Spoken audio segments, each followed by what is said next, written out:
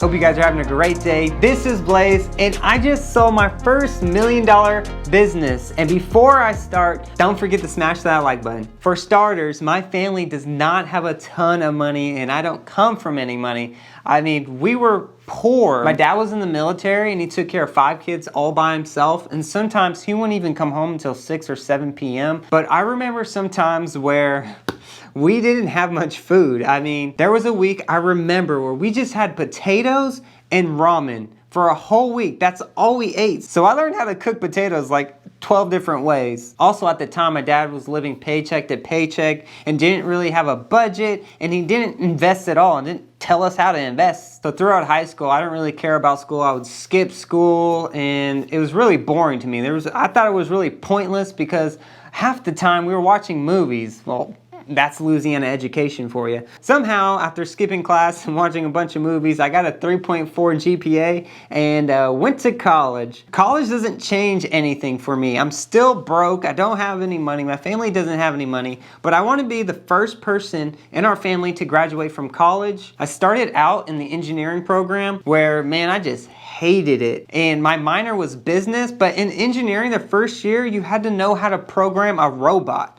That's just ridiculous to me. I had no programming abilities. It was horrible. And also, I was so broke, I could barely afford any of the books. Any loan money that was left over after paying tuition, I had to use for food, lodging, and for books. Well, food and lodging was more important to me than books, you know, because I wanted to actually survive. So that didn't help me at all. I fell in love with all my business classes. I loved how to analyze businesses. Also, my favorite class was whenever we had to invent or come up with some kind of product. That was cool, how to market it, how the finances worked. But all the other crap in college, like history, writing, English, oh gosh, I was terrible. Like I said, I don't have half the books, so yeah, my grades were horrible. They were not very good. So first, I couldn't afford books. But I remember this one time where there was like a week left until the next semester, and I had no money for food. And I was just starving. And another friend of mine, whose name is Andrew, he was pretty poor too. And I remember we were living in this big house. There was a bunch of canned food in the pantry, which we had no idea where it came from. It looked super old. And I remember these peaches, I was desperate. I was hungry. I opened up those peaches. Oh man, those were the best peaches in the world. They could have been 20 years old. I think he found some beans. I don't know. It was horrible. Another time was my girlfriend in college, who's also my wife now, she gave me 2 coupons for 2 free Cokes. I was like, what? I can't remember the last time I had a soda because, you know, I'm broke. I was like, you know what? I know who to give this other coupon to. So I was like, hey, Andrew, you want to get some Coke? Or not, that'd sound terrible. That'd sound terrible. But we walked like 2 miles to the convenience store to get our free Coke. That's just terrible. I should have been on one of those commercials where they're like, for only 50 cents, you can help this poor college student afford food, books, and lodging. Back on track here, I'm getting off track. I knew I wanted to open a business, I just didn't know what business at the time. And so when I graduated college, I knew I had to get some kind of experience, learn business operations, learn how to manage people, learn how to analyze the financials in a real business. So I started working as a manager at Hertz Rental Car. You might not think a rental car company is a tough business, but good Lord, that's a tough business. After my second week there, some guy returned a car. I went to go check out the car and it smelled like marijuana. So I was like, hey, we're gonna have to charge you $100 smoking fee because you can't smoke in the car. And he's like, and this dude is like buff, he's tatted up, and he's like, I didn't smoke in that car. And I was like, yeah, you did. He's like, come here. I was like, oh man, I don't know what he's about to do. He's about to choke slam me or take me out.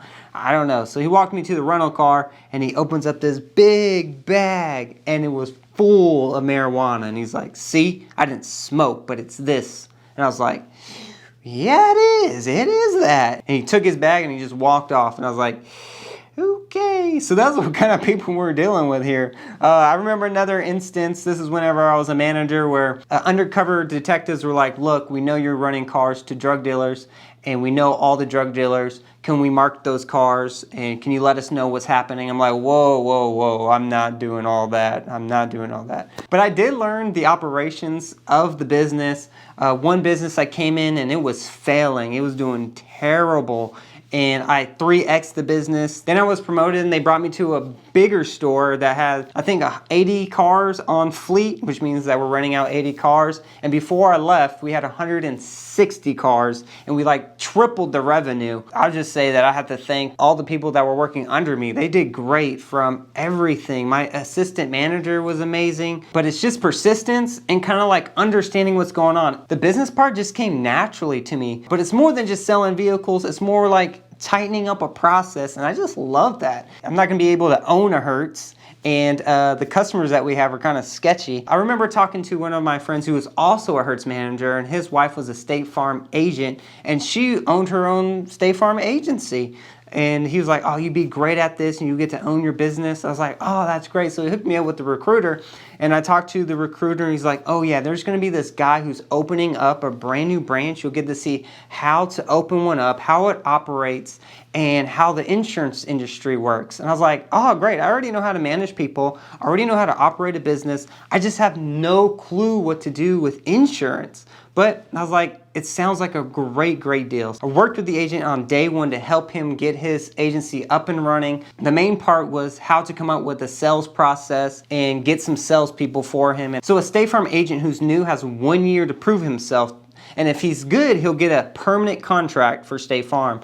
If that agent doesn't do well that first year, then they fire him. This agent had a lot of pressure on him, and I was there to help him all the way I could, because it would look very good on me that I helped him get his agency. So when it's time for me, they'll see that and be like, wow, you really helped him. So yeah, easy choice, here you go. So after this particular agent got his contract, he pretty much his mind just shut off. I don't know what happened. The first year, the agent was so involved in everything, and also he'd be the first one there and sometimes last to leave. But after that first year, barely came to work. When he did come to work, he just pointed his finger and was just like, hey, you guys aren't doing good, even though we were. But I was like, this is weird. This is not the guy, the first year person I knew. And so that kind of defeated the team. That just discouraged everyone. After 2 to 3 years, I wasn't an agent still, because you have to wait until someone dies or retires at State Farm. And no one was doing either. So I was like, I can't wait any longer.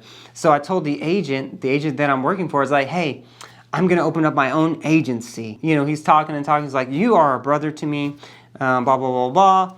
And pretty much you're going to fail. And I was like, woo!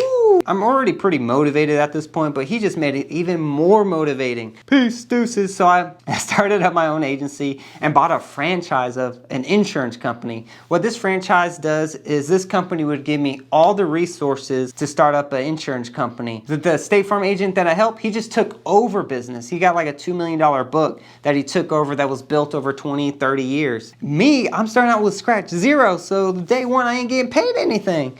With this franchise, they had all the contracts for insurance companies, which means I can write for over 25 different insurance companies, which is great for me, because if one auto insurance isn't a very great deal for the client, I can just go to the next one and then the next one, and I can just find the best deal for these clients, which with State Farm, you can only sell with State Farm, which kind of limits you. Now, the negative thing about this is no one knows who Blaze Aldridge Insurance is. No one has a clue. I can call you up and be like, hey, you want some insurance? And be like, you're sketch. Boop.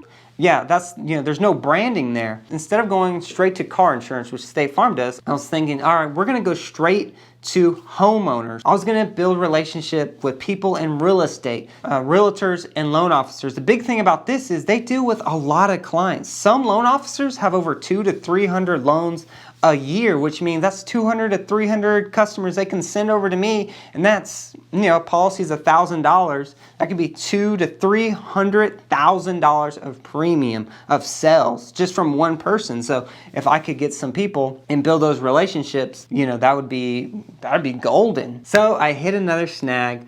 So with this franchise that I have, if another person has a franchise, whoever they go see, all the loan officers or realtors, if they have notes in the system or whatever saying they're going to see these people, I can't talk to them. Even if they haven't even talked to them, if they set up a meeting and it says it in the notes, I can't go see them. So person went and saw everyone before I could. So that means I couldn't see anybody. It made my job so much harder. So I had to drive about 100 miles to different cities just to get somebody, just to set up meetings and stuff. It was really tough in the beginning, and I had to grind like nobody's business. It was just tough. That was probably the toughest part, is probably the first 3-4 months of me just trying to find business, because you're starting from scratch, and if I ain't selling anything, I ain't making anything. That's what's so hard about new starting businesses, is you got to find your clients. Finally, there were some loan officers that were freed up because they weren't giving this guy business, this other franchise owner, which makes my job even harder too, because I'm going to go see these people that said no to this guy.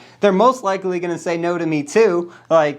They're just going to hate me more because another guy's showing up asking for their business. There was this one loan officer, and wow, I set up a meeting with her, and she was so nice, and I just told her, look, I will not disappoint you. Just give me a chance. And she's like, all right, I will. And from that day on, she sent me everything, and she gave me every single opportunity to help any of her clients, which helped a lot. After that meeting, I got so much confidence that I started seeing a bunch of other loan officers that said no earlier to this other guy, and they were start sending me business. And so my business just started to grow like crazy, and I was getting so happy. It's a great feeling when you see your money going up, when you see profits and you're finally getting paid. It's, I can't explain it, but it felt good, and you're building it yourself. But before that, oh man, I never did cold calling, which means that you just go to see these loan officers without calling them, without setting up any meetings.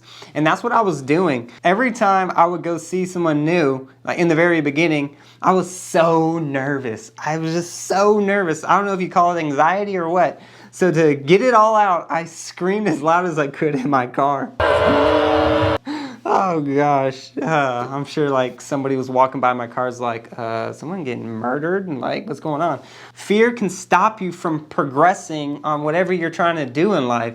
If I was so scared and had so much anxiety that I didn't go into those offices, I would have never got any business. You just have to break the barrier. Also, if you're thinking about starting a business, one huge thing to do is make a business plan. That is huge. Knowing what clients to go after, how much that's gonna cost, how much money, revenue that you need to break even, what market are you going after, who's your competitors.